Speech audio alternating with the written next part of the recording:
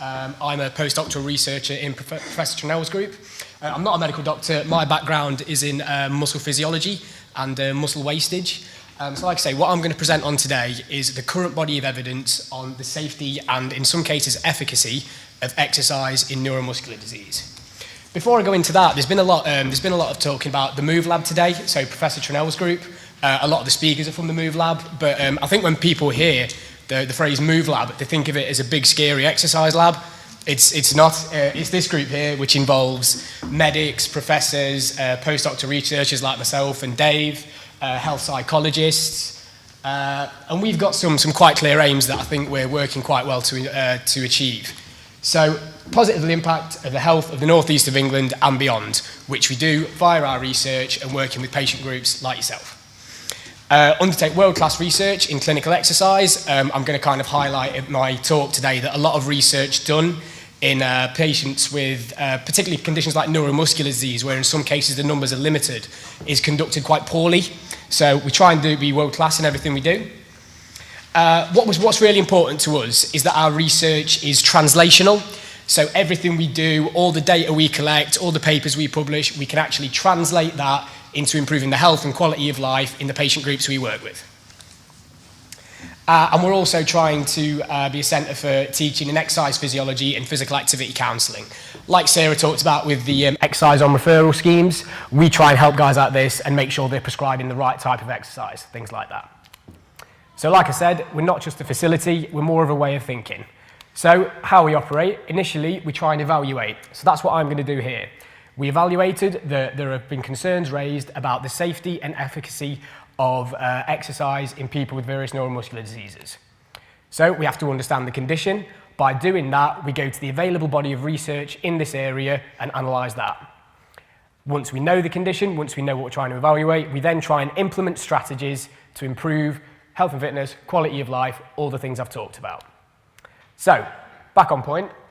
Let's say I'm going to talk about the safety and efficacy of muscular dystrophy. So, like we said before, concerns have been risen. We've had a couple of questions today from people who say any kind of exercise is painful and may exacerbate your condition or so, you might think. So, it's worth looking at this. But we want to know, are these concerns valid? Obviously, it's very individual, but by looking at the available body of literature, we can make some more general statements about is exercise a good thing and an effective thing in neuromuscular diseases. So, how we did this. What we have to do, it'd be very difficult to actually investigate this by ourselves. So, we did a systematic review of the literature pertaining to the influence of exercise in neuromuscular disorders. For those of you who don't know how a systematic review works, which until about a year ago included me, a systematic review is where you basically set criteria of studies you're going to include and studies you're going to review and exclude all studies that don't fit that. So in this case, we tried to keep it quite general to get a really holistic view of all the neuromuscular conditions, things like that. So the only studies we included in this review were conditions that involved patients with neuromuscular disease and had a structured exercise intervention with no drug therapy. Okay, so they were our criteria, that's what we looked at. It's not important that you all know that I screened over 7,000 articles to actually do this, but Dr. Grania Gorman's my boss, and I'd just like her to know that it was quite hard work. Cheers, Grania, thanks for asking me to do this. So these are the articles we screened, and after that, I managed to narrow it down to about 51 studies that included the following neuromuscular conditions. Sorry, that might be a little bit small if you can't see those, but it includes things like McArdle's, Becker's, a couple in Duchenne muscular dystrophy, a few with polymyositis, things like that. But I think of what's going to be most interest is the mitochondrial myopathies, muscular dystrophies, and FSHD.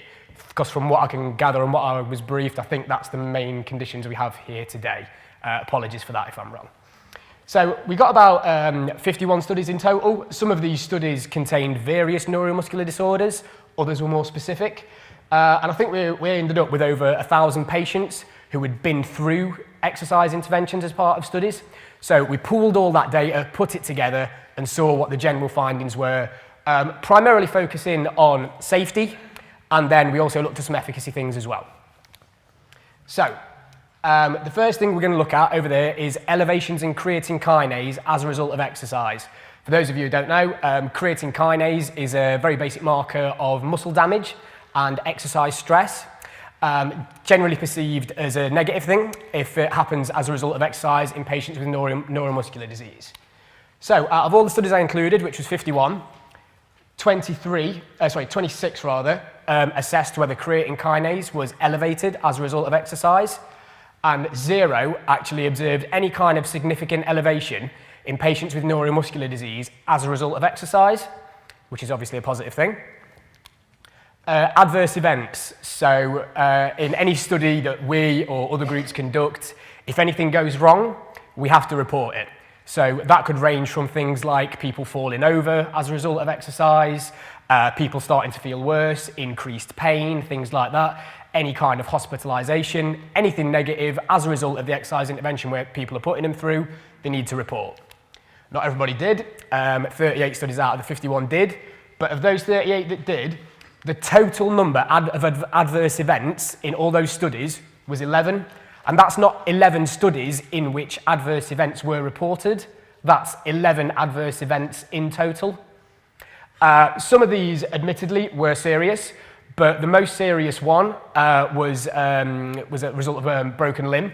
That wasn't as a result of the exercise intervention, it was just one of the patients fell while they were out, but because they're involved in a study, still has to be reported. So only 11 adverse events reported in total, and when you consider the patient group we included was well over 1,000 patients, that's very, very low, which is obviously, again, a positive thing. So we've talked about a bit of the safety aspects, fairly rudimentary, granted, but based on these data, it does generally seem that in most cases, exercise in patients with NMD is safe. Obviously, it's never going to be completely perfect. Like I say, adverse events were reported. Some of these did include increased pain, things like that. But like I say, 11 patients out of over 1,000, very low numbers. So we're going to talk about the efficacy, so the effectiveness of these exercise interventions just quickly. So I also looked at these studies in which the exercise interventions took place. Did the patient's muscular strength improve? This is quite limited because I only looked at muscular strength assessed via what we call dynamometry, which you don't need to know about it, but it's a very, very accurate measure of muscular strength. So in the studies that use the most accurate measure of muscular strength following the exercise intervention, 18 studies assessed muscular strength via dynamometry. 11 of those studies observed a significant improvement in muscular strength as a result of exercise. So generally, in this case, effective for improving muscular strength. We also took a bit of the aerobic capacity data. So aerobic capacity, if you like, is a measure of cardiovascular fitness, so aerobic fitness. And generally, in this, 11 studies assessed aerobic capacity before and after exercise, and in 10 of those 11 studies, aerobic capacity significantly improved. Okay, so it seems based on that, on these data again, that exercise in neuromuscular disease is effective for improving both strength and aerobic fitness. So two completely contrasting fitness variables seems to be effective. Okay, so what does this tell us? I might surprise you a little bit here by what I'm going to say, because based on what I've previously said, it seems exercise in neuromuscular diseases is completely safe, it's effective, everybody should be doing it. That's not what I'm going to tell you at all, because it's not the case. So, it appears that exercise in patients with neuromuscular disorders can be safe and effective. I probably should have highlighted appears a bit more, but capital letters get it across a little bit, I think. However, adverse events were observed. So, although these events were minimal, adverse events and negative things can happen as a result of exercise. Okay? So that is observed, although the numbers were low, can still happen. As such, all exercise plans must be the following things. I think Dr. Gorman saw my last slide before she started talking, because I'm going to put everything up there that she's talked about already. So they must be completely individualized. Like I say, we've reviewed all this literature, but we still can't make general statements about exercise in neuromuscular disease, because adverse events, as I said, can still happen. So everything must be completely individual to the individual condition, to the individual person, to their individual fitness capabilities. Can they walk? Are they in wheelchairs? Things like that. Must be prescribed. Okay, like Dr. Gorman said before, exercise taken almost like a drug. You have a dose, a prescribed intensity, a prescribed duration, things like that. just as you would if you were on a course of antibiotics or any other kind of medication. Okay? So movement as medicine, if you like. It must be planned and constructed with a health professional or an exercise specialist, ideally a combination of the two. Okay? This way we're going to ensure the exercise plan is specific to you and your condition. The exercise plan is going to be prescribed, so you know how much you should be doing, what intensity you should be doing that at, and how often you should be doing that. And this way we can really hope to minimize those adverse events and elevations in creatine kinase that we talked about previously. I've nicked this phrase from Prof. Tranel, but like we said before, movement as medicine. So exercise and movement taken like a medicine, prescribed through consultation with a health professional, the appropriate intensity, dose for the individual. So I think that's really the key message here. Like we said, we've already heard today from some gentlemen in the audience, types of exercise for them, so just walking, is painful. So obviously that's not appropriate for everybody with neuromuscular disease, illustrated quite clearly there. But other types of exercise at a far lower intensity and different types of exercise or physical activity, maybe.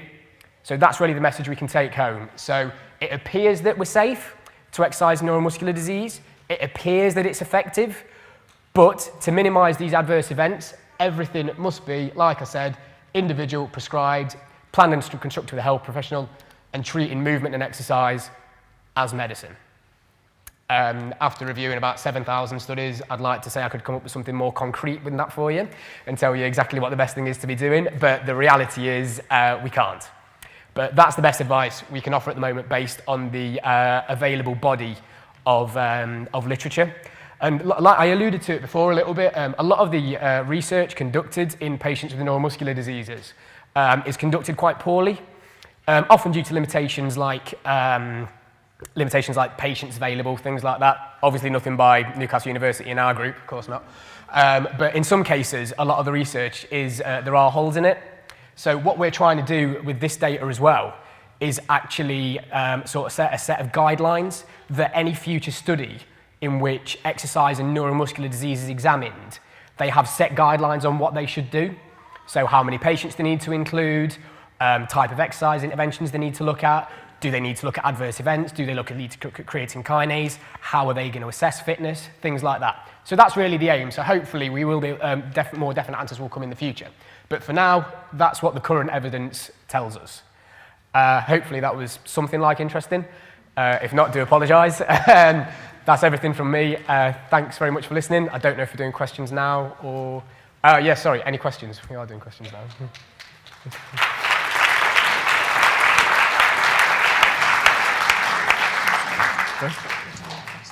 Okay. I think the lady... When you were saying about muscle strength can be improved, is there still the belief that once muscle's gone, it's gone, and then you can't build back up again? Because I quite passionately disagree with that. I'd agree with you. But okay. I have to admit, I'm not a neuromuscular specialist at all. Dr. Gorman is. But particularly in healthy individuals, no, that's not true in the slightest. Great. No. Because I was told that about maybe only 2 years ago. And yeah. I was absolutely certain I'd rebuilt muscle in my back. Yeah, no, absolutely. I think if you've total loss of muscle, and it's like what sometimes they say, it's almost turned to fat or fatty change, that's hard to replace. But when you've loss of strength in the muscle, there's everything to play for. And remember also, there's compensatory mechanisms. So remember, your one muscle never works in isolation. So you have all these other muscles, and a lot of the patients that I would see in clinic, particularly with Jane Newman, our physiotherapist, will know that we're rigorous about looking at every part of your muscle, not just the weak ones, looking at the weak ones and how we can actually make them work harder. Because what we all do is if you have a weak muscle, our good muscles try to compensate. And perhaps like the gentleman said earlier, what happens is the good muscle overworks and then it runs into trouble. It's what causes pain, and you actually almost could do more damage there. So it's about getting the balance right, compensating for weakness, but yes, absolutely trying to get the best you can out of that muscle. Yeah, no, I was told it was compensatory that was doing it, but I find that if you just add, and this I think you could put something concrete on here, is that you have to add tiny amounts regularly. And if you stop, you have to go back to scratch. And I do half marathons. I've got FSHD. I'm absolutely fine, but I have to start from scratch every single time. And that's 3 minutes of running and 1 minute of walking, Absolutely. which is boring. It's like you say, it's got to be progressive. Yeah. So you start from somewhere. Tiny steps. Tiny improvements, make it up. And if you try and do too much, like you say, compensatory knocks you for 6, and then you end up being flawed and in pain, and it won't ever work. So you're absolutely right. And as I always say, whether you have a muscle disorder or not, that would be no different from, for example, Tom, who's really fit. It wouldn't make it relative to me, though I walk more than he does on a recent challenge. Yes. And irrespective of what you're coming at, even if I was to stop moving and if I was to stop even walking, we all become deconditioned. And what Professor Trinell was saying about this morning, that for irrespective if you have a muscle disorder or not, that deconditioning actually adds to the disorder you have. And the whole issue that Tom's trying to say, one, you can get some muscle strength back, but remember, cardiopulmonary fitness is equally as important, because that is strengthening your heart and strengthening your lungs. Because remember, if you're walking up a flight of stairs, sometimes it's the breathing that stops you, quite often it's the muscle weakness that stops you, but quite often it's a combination of the two. So you need to come and target both aspects. And, as Tom said, it was a lot of work he'd done, but it's really nice to look at what's out there, because quite often, particularly in the NHS, everything must be evidence-based. And what we're saying is the evidence is there already. And a lot of you actually in this room are either currently taking part in exercise studies or have actually kindly previously been included, so are part of those 1,000 patients. So we know it's safe.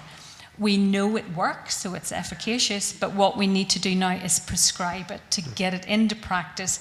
And as Sarah was saying, rather than it just, we're lucky in Newcastle, there's places we can access, but most people don't live in Newcastle, particularly in the clinics we see. So we need now to get back and say, okay, well, how can I access that? And how I can get that service, and knowing that there's one here. And what's really nice is Sarah clarified that if you're seeing a health professional here in Newcastle, then we can at least ask your local GP to refer if that's accessible to them. In the past, it could only be GP. So as I'm saying, I'm encouraging you, even if you don't live in the region, if you come to clinics here, speak to your health professional the next time you come. Are you educating GPs on this? Because yes. A lot of GPs still yes. And say, absolutely. I absolutely agree with what you're saying, and I think we're trying, particularly with MoveLab. Professor Trinell only set MoveLab up in 2008. Professor Turnbull has probably been working on exercise for at least 10 or 15 years from a mitochondrial perspective. We're trying with our team to get out to GPs. We're constantly in contact with GPs. As I say, Jane Newman in the mitochondrial clinics and myself work very close together, where we're very prescriptive in the letter. So we don't just say refer to a physiotherapist, we actually say what we're trying to do, and even the muscle groups that we're targeting. So we're extremely prescriptive. And as without disclosing, someone's come back about a query, we will then get back to the GP straight away. We're trying to run more interactive programs for GPs. There's a very good one at the minute for diabetes and exercise, and we would like to get that same program for patients with neuromuscular disorders. And that's what we're trying to do, is get funding that we could mirror what's done for diabetes, which everybody knows about throughout the UK, and that we could do the same for neuromuscular disorders. Because back to what we said, we know that it's individualized, that I will never prescribe anything down a phone without seeing somebody, but once I see them, as I say, with the team, we can very much individualize your care. That is feedback we get a lot, actually, with the GP thing. And like I think with the fourth point on our MoveLab aims, that's a big part of that, to actually educate people to be able to prescribe that exercise, like we said. Can I just say, I've come across like physiotherapists, GPs, I can't think of the word. It's okay. Other people within the profession, and nobody seems to know about your condition. Yeah. And they just one will say, I'll get physiotherapists that they come for about 6 weeks. Oh no, we can't get you walking now, right? And they just leave you. But why don't they say, well, we'll refer you to somebody who knows about it? Or at least ask somebody. My GP, when I see her, she say I'm going because I'm feeling depressed. She never refers that to my condition that I've got. She never asks me how I'm going on. And people say, yeah, because she doesn't know about it, and that's why, she's naive. And she doesn't want to talk about it because she doesn't know about it. Yeah, I suppose that can always be difficult, and to credit to GPs, they have to know everything, a little bit about everything. And I'm lucky that I don't have to know something about everything. So I do appreciate that's difficult, but that is one of our biggest challenges at the minute, is to try and get out there, and not just GPs, but all healthcare professionals, because there's nothing worse, be it if you go into a nurse or physiotherapist or a GP and they say to you, oh, I know nothing about that condition, and almost like, oh, that's not relevant, because for you, that's the most important thing. We always say you can never take you out of, you must always consider you in that condition, and first consider, is it part of the condition that's contributed in what you're presenting with? And sometimes it might be something else. So I do absolutely, appreciate with what you're saying, and it is a challenge.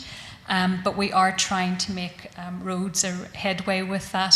And we have a lot of support from a lot of the charity organisations. Our nurse specialists are very good, because obviously we can't do this alone, where they try and have frequent contact. We're starting to set up what are called telehealth clinics, so Skype clinics.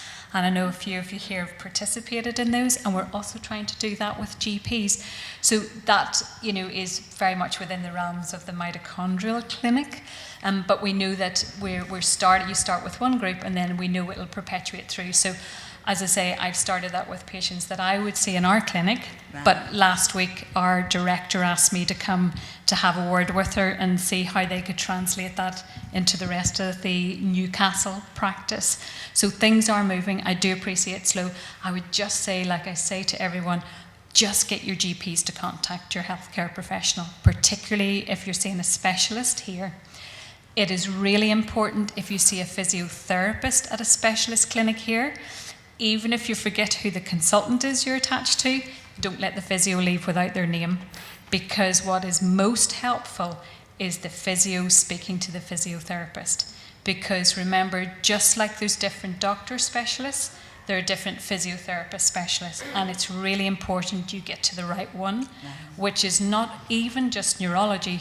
It's actually best, it's neuromuscular, and quite often then a more subset group, particularly if you have a wheelchair. Then again, it's subspecialised. So I would say probably the important person before you leave clinic is know who your physiotherapist is. Okay. There's a lady at the back, David. Just right down the back. Yeah. Quick, Dave. Yep.